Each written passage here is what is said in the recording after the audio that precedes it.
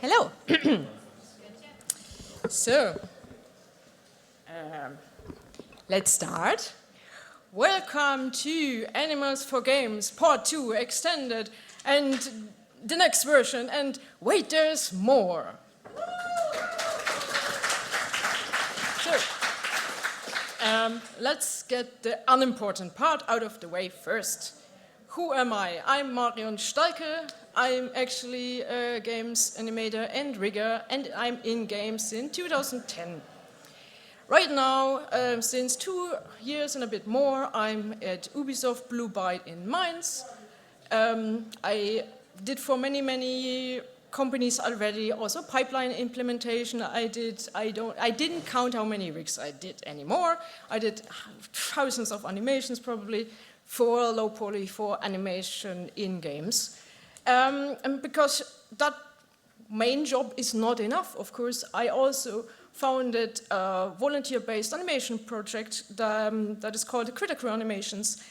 And because then I still found 15 minutes of my day left, so I'm also started teaching at the Median College in Berlin. And then from time to time, when there's like 1 or 2 minutes left, I'm also helping at the Blender animation module. But you know what you do with your time. So, the other things you need to know about myself is I like working in teams, I like to learn and to teach, and I like to not take myself very seriously. So, because I'm an animator for games, it should be fun, and we're talking about animals. So, that's all about it. And yeah, so that also leads me to this little disclaimer I got from work, because nothing you see has actually no connection to my main work or the projects I do. It's my own research I did in my free time on top of it all. Yeah, I know, I don't know how I do it. But so I can sadly not answer any questions to my main job or, yeah. So we're all talking just about animals, Blender, and rigging.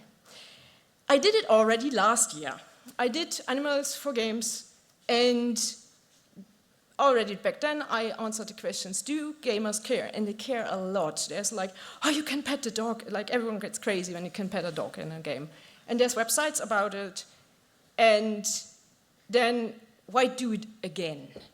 So last year, I did not expect actually many people to care. And then I had this talk.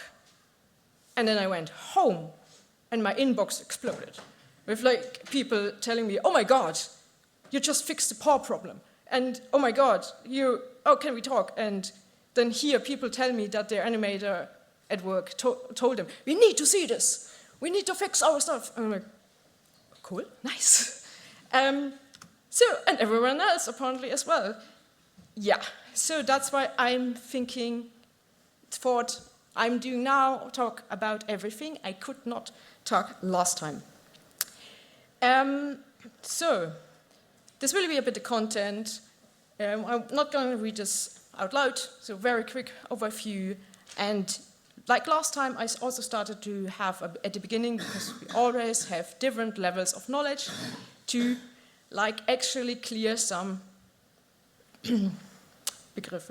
words so everybody should know. What is rigging?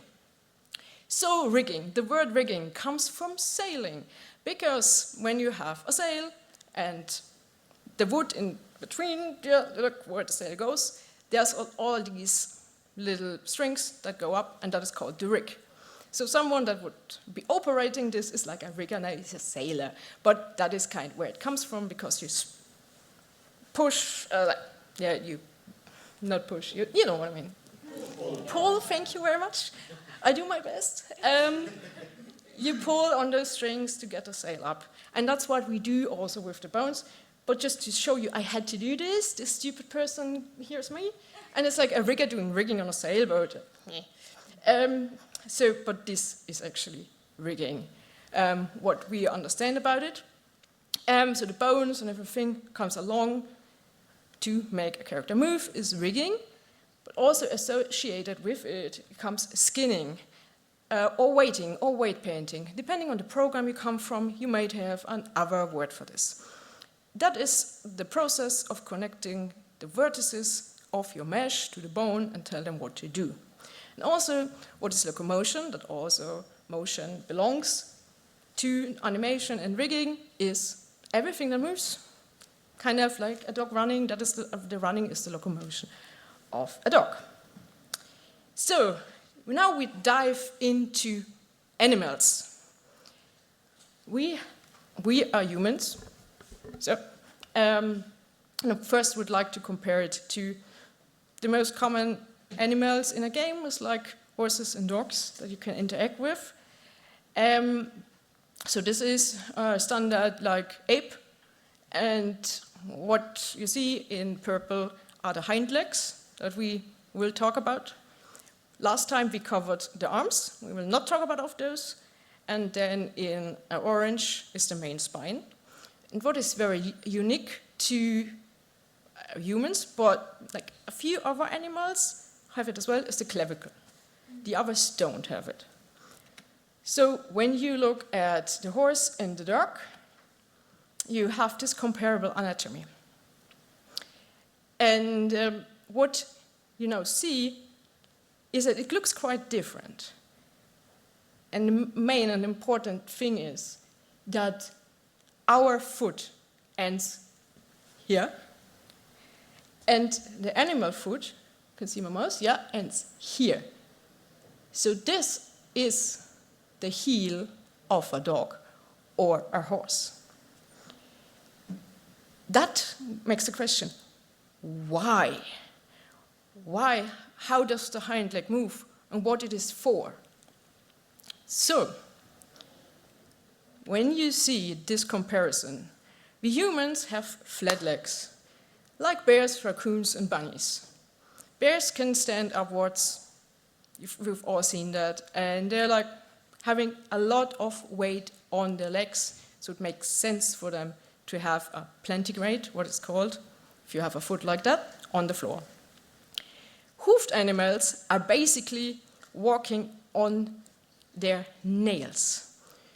And I found that the faster the animal has to go, like prey animals, the more they're actually on their nails.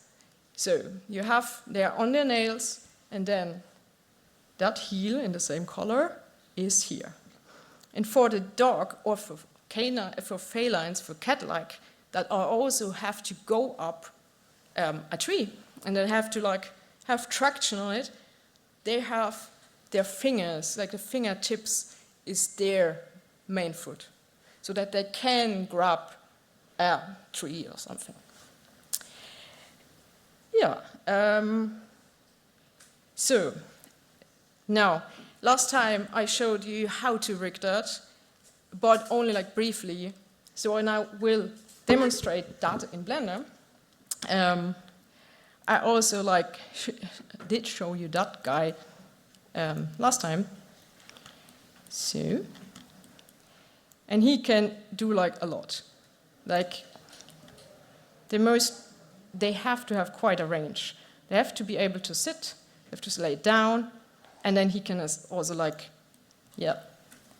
talk to the paw, kind of. So if he would clean it, he would still be able to reach it. And this is the rig for that. There we go.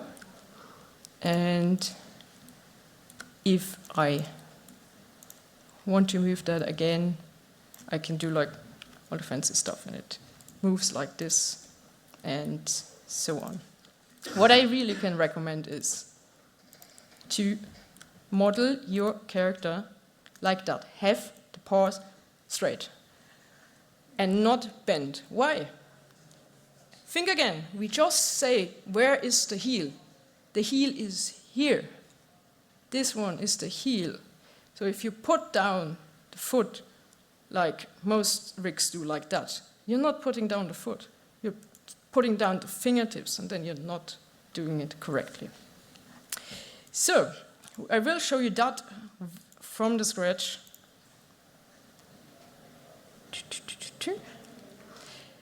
I will be very fast, so it's probably not a good idea to try to follow.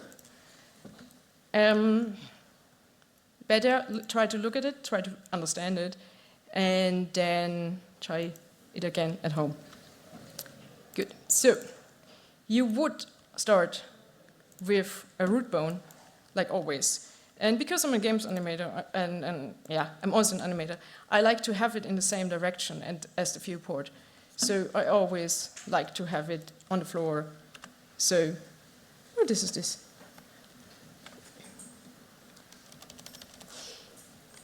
Yeah, this is a different... Huh? Caps lock. Caps lock, yeah, nice. Thank you. Yeah. Okay, so this should be like assigned in the same axes than your world is. We're calling this the root. Like always nicely name your stuff. Or a mean rigger will come to you. No. So, and then I duplicate that and we'll call this hip. And you select this one and select this one and press Control P for parent. It's like the child gives the parent the hand because the parent is leading. And yeah, the hip is normally oriented like that. And we want another one that is called leggy. And the animal leg starts here. This is their knee. Then we're going down to the heel. Then we're having the heel until the toes. And then we have like the paw. So, and this here should be connected to the hip. And when you go now, and we'll only do for one side. So if you go to the side now, it's like in the middle. You normally don't want that, so I move it a bit to there. Good. We want to put on an IK. And for an IK, we need to have some disconnected. So these have to be connected. And this one and this one should not be connected. We also already set up one more controller. Again, Control D to duplicate it. And I will give it a different color. And this one will be a controller. So I deselect the deform. And I say to control 4. So, yes. Good. So this one I would like to have as a child of the root. Then this one will be a child of this one. And the heel has to be a child of the paw because it belongs to the foot. So, what we do have now, I'm tapped into pose mode, I've been moving this, you see it's disconnected because we don't have an IK. If I go now here and put in an inverse kinematics, you see this dotted line. Inverse kinematics is like always like starting at the end because it's inverse. It's not. I found it counterintuitive at the beginning, but if it would start here, it would be like forward kinematic, but it's an inverse kinematic. So it starts here, and you have to set the armature, and then you have to set the change length to 2, so it will do this, and our target bone will be the heel bone, so like that. And what we get now is already this. Yes. So, but when you've seen on the Foxy, I have a lot more controls. Like you want to have this control as well to fix stuff. And but you also don't want to always counter animate. So what I build in is a pointer to a point where it already almost works, and all the time, like almost, and then you can already also fix it. So, in order to do that, we have to go to this, and we go into edit mode. Zooming in a bit to make it better visible. And then I'm doing Shift D to duplicate, and Shift D to duplicate. And seeing in the armature, I didn't probably name everything. I know this is mean, but otherwise I will not make it in time. So I have selected 2 of the bones. What I do want to do now is Alt-F, a flip. And now one of them, I select one bone here and set their pivot point to the individual origin and do scale and put it down. Because the individual origin puts it to their origin. Good. So this looks more tricky than it is, but all the things belong to the paw. So what you have to do now is one of these will be in the end your tweak. So the longer one will be your tweak. You could theoretically also use the smaller one. I just like to do it that way. And this one be your pointer to already fix your animation for you. And so the pointer is the child of the paw. And the controller is the child of the pointer. And now the heel is the child of the control. Yeah, good. When you move down now, it should not entirely work. It already does, good. And here you have the controller that if you rotate it, it already does this. The last thing, what I wanted to do with this pointer is help you have less work. So what I could do, I select the hip and do this. This should be, yeah. And this would be like the tail. You will do stuff with the tail, whatever. So under the tail, I want to have this little bone. It can have the same position, but roughly at that. And it's like our heel helper. So, and what I do now is when you move this here, the heel stays static, it stays in that way. But because everything else is under the pointer, when I now give this a damped track to our little helper, and now you move it around, it is pretty much how the heel would already work. And if you still need corrections, you can move your other controller, your tweak. So, and the last bit of secret, everyone is how did you do that paw controller?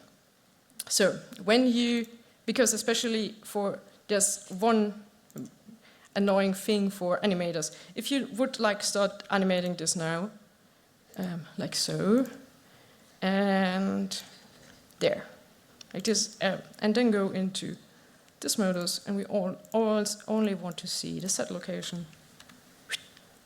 Then you see this here, the set location, is almost on 0, and here is, but it's here is on top. That is weird. So what you want to do is go to this bone and say on relations, boop, local location. You turn it off because it now then has its the location it should have. And then when you animate it, this is a starting position, and I think this should be at 0. And then from there, the animator wants to see it in the curve when it goes up. This makes the animator life a lot easier because then the paw is now planted to the ground. Just the set is on 0. I'm done. Yeah. And yeah, that's basically it. A little bit of German engineering or whatever, but that's what I'm thinking, and that's how you then can do a lot of things with this little foxy. Yeah, we're good in time. So, questions to that? Because it was really fast, but I hope it did work out. Okay. So I also like, okay, we talked a lot about animals now, so we talked so much. Let's talk a bit something else to refresh your brain. I have this bit of rigging tricks, and I also would like to have everyone a bit on the same page, because right now it's all over the place. If you open a rig file from anyone else, the colors are over the place. They choose some random colors. So I would like to introduce you this little poem. Blue for the left, green for the right, yellow for the spine, and red for the head is fine. Stay away from white, black, and gray. So,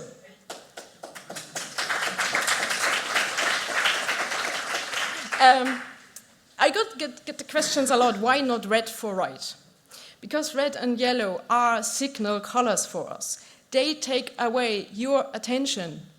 That's why traffic lights are red. So, if you compare it also, like yellow on one of the sides is like super intriguing, and so you will look at it. So red and yellow should be in the middle where they're not distracting. And blue, because there's an L for left, and green for right, you know, it makes sense. And I think, yeah, so please take this away into the world so that when an animator opens their file, they know already what is going on. And I mean, it's pretty clear why to stay away from white, black, and gray. It makes kind of sense. They're hard to see. Selections are sometimes white and stuff, so we'll take them away. So, and I have enough more extras. I love to talk about underrated animals. And one of my favorite is the bunnies. Bunnies have actually feet like we have, like they are flat.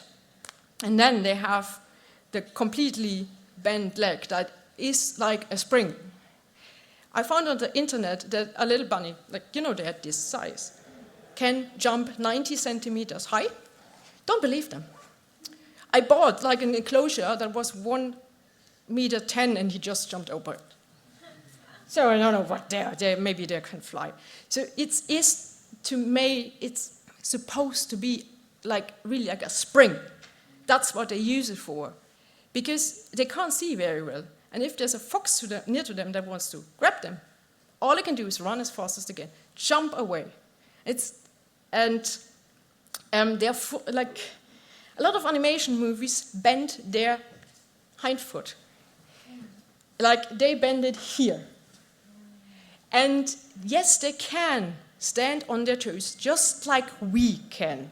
So if a bunny really wants to reach the nut on the first floor, they will also go to your tiptoes, just like I have to do it all the time because I'm small. But the other time they will do it is when they're really not sure if they're safe. So like humans, they would go on the tiptoes and like really go slowly. And this will also be the only time when they're not moving the legs in synchronization. Bunnies, even when they walking through the grass, they're always doing this, and I'm making a fool of myself to do that.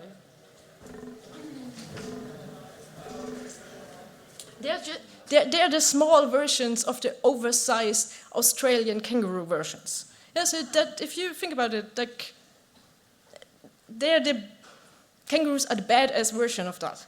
And they move very much the same way. And to prove the point, I have this boy. That's my favorite boy here. Please don't pick up other bunnies, because they normally hate it, but he is like, yeah, whatever. And see if I pick him up, the hind leg stays straight. He's like, yeah, okay, whatever. And he's like, nuts, come on. He is very tame. Like, see, normally people are like, but his ears are back. Yeah, but they're not pinned down. If an animal is afraid, they're like pinned down and piling together. And he's like, oh yeah, spa day, kind of. Yeah, that's super relaxed. And he doesn't care that I'm like doing that as long as he's some munchies. Good. One more little extra. You'd heard about bunnies. They are not the same as rats and mouse. Yeah, that is totally different. Like seriously different. Those little thieves, yeah, are even having clavicles. Like they're like, yeah, from clericals. So they're not that far away from humans at all. And thank you to my friend Feli, actually, that gave me the awesome pictures. That's all her rats is their rats. That is a rat that is like interested in what you're doing. This rat down there already has the ears back. It's also cautious. It's afraid. And here's a situation where this is clearly submission, where it's like, oh God, don't hurt me. And this one is one of the weirdest things I ever got to know. The eyes are popping out. You see that? And they do it on purpose. That's their happy face. Yes. So I have to say, this is not a fake. That's actually what they do when they're super happy. So they will grind their teeth and they will do the bobbling or gobbling or what it says. I was like, oh yeah. It's like I was like a children's movie when they go crazy about something. So do your research, okay? Do your research. It's also one of the best things I learned for this talk. But yeah, it's like amazing. So, and that comes to animal expressions. I first was thinking about, okay, animal expression, how do I explain that? I thought some are more body-driven, like I am, and one are more facial-driven, some other people. But it's not entirely true. But since I worked also on horse riding games, there was like, hey, how does a happy horse look? They can't smile. Don't do that. It's creepy. So a happy horse, like if it's like out on the field and they didn't see their owner for a long time, and the owner's like, hey, oh, Black Beauty, come by. They're running towards their owner and then they're jumping. Like they are with the full body telling their owner, it's so good to see you. And bunnies do the same. If a bunny is happy, you will not see it on their face. It's like one of the creepiest. It's like, but their body is like full doing binkies, they're saying. So they're like, ooh, like that. And that's their most happiest ever.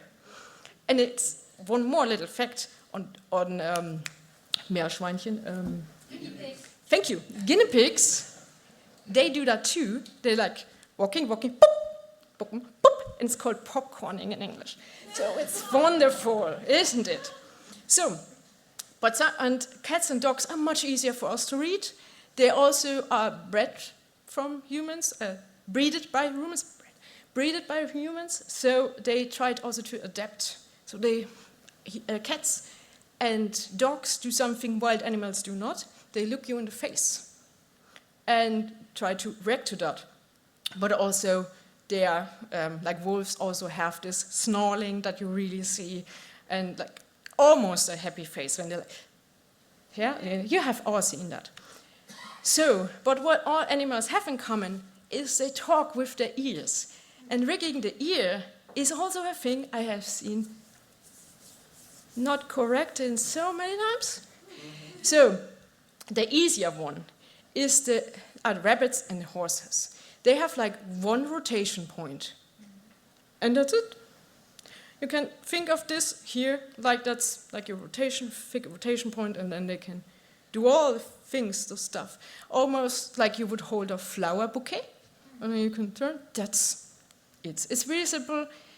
They also can really lay back their ears. Yeah, that's it. Not so easy is the dog or cat-like. The rotation point is not in the middle. No. It's at the beginning here.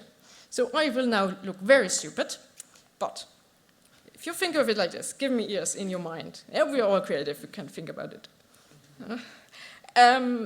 This is your rotation point of the ear. It's not the middle of the ear. It's the first, that is like where driving muscles is. So when they laying the ears back, they're doing like that, and they perk it up, and they can lean it sideways. And they can almost fold it. And the fold is completely neglected in a lot of modeling I see. This is this one here. this one here, it's even stronger on cats, makes them able to fold one part in on their ears.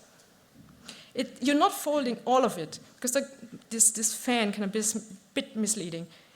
They're folding just one in, and this is this thing here. And if you build them into your mesh, you have a lot wider range. Yeah. Also, I tell you a secret, whenever you will look in a movie, and there's like a wolf coming, how to tell a wolf and a dog apart. The first ear here is a fox, very fluffy, and so on. The second is a dog. The dog are much longer ears. And this one is a wolf. They are almost triangular because they're having like cold areas where they live. Long ears is like getting freezing cold and stuff. So they're like the wolves that we see in Europe or whatever has very triangular shape. Of course, there are sometimes different ear shapes, but like the one standard wolf we have in mind. And yeah, of course, for dogs, there are totally different types of ears. If the ear is floppy, it's not because their muscles are different or so. That gets breeded, and there's the Knorpel. I wanted to look that up. Cartridge. The cartridge is just didn't get stiff in those breeds, so they can't put it up anymore. Good. And yeah, you're at the best talk. We have videos of cats. You can pretty much see this here, how they turn the ears. It goes a lot way, like really until the end. And here, Muffin, also thanks to my friend that provided these videos to me, he's like, no, human. And here he's like, he's clearly not afraid, yeah? Because afraid would mean he's spinning it backwards and you almost don't see the ears. He's like he's annoyed, kind of, no touches. Yeah, that's what he's doing. And also then he hears a sound from the other side and turns immediately the ears. Like the ears are almost like faster than their head all the time. Yeah, good. And click. And that is the other topic, how they communicate, is the tail. To understand how the tail works connected with the hip, that was a thing of research. At the end, I asked a vet on how they actually work together.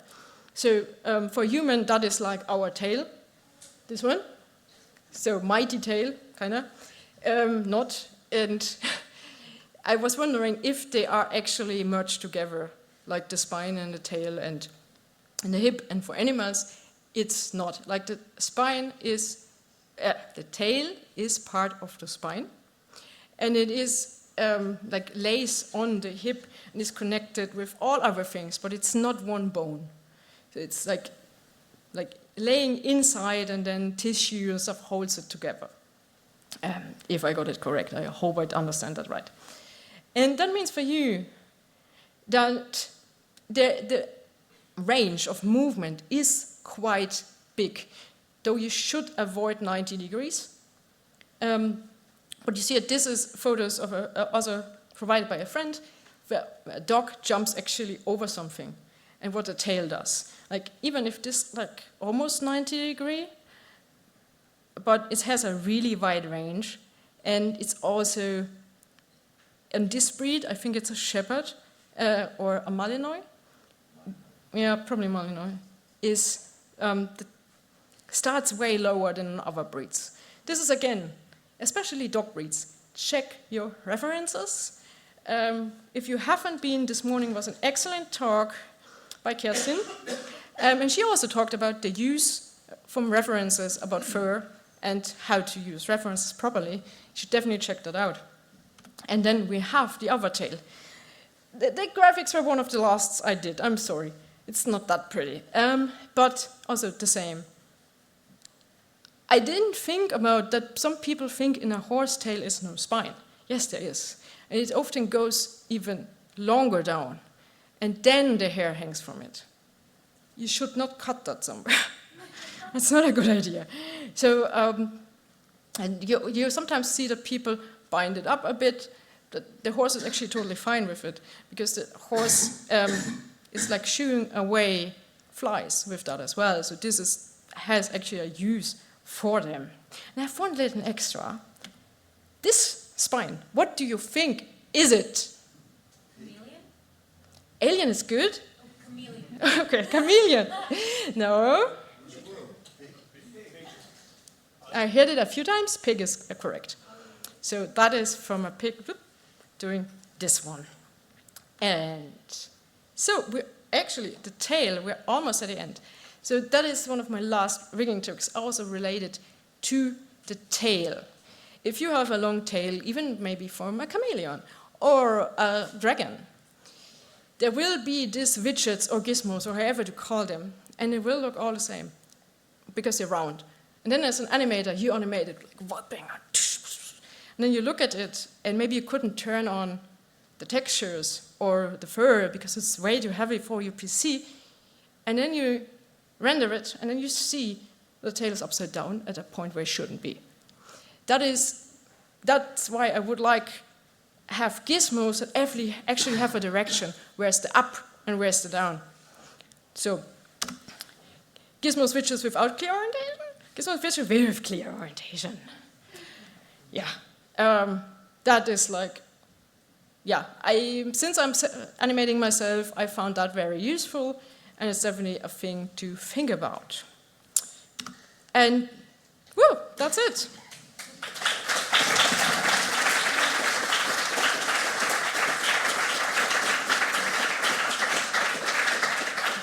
So this little thingy leads to my LinkedIn.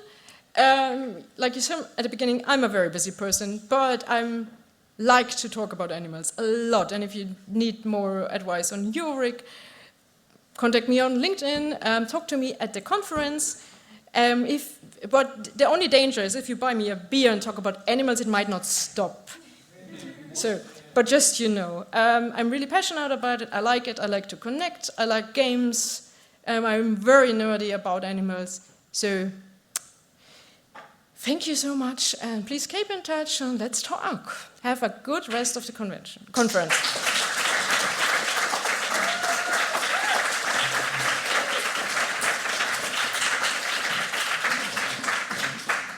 On time. Yeah.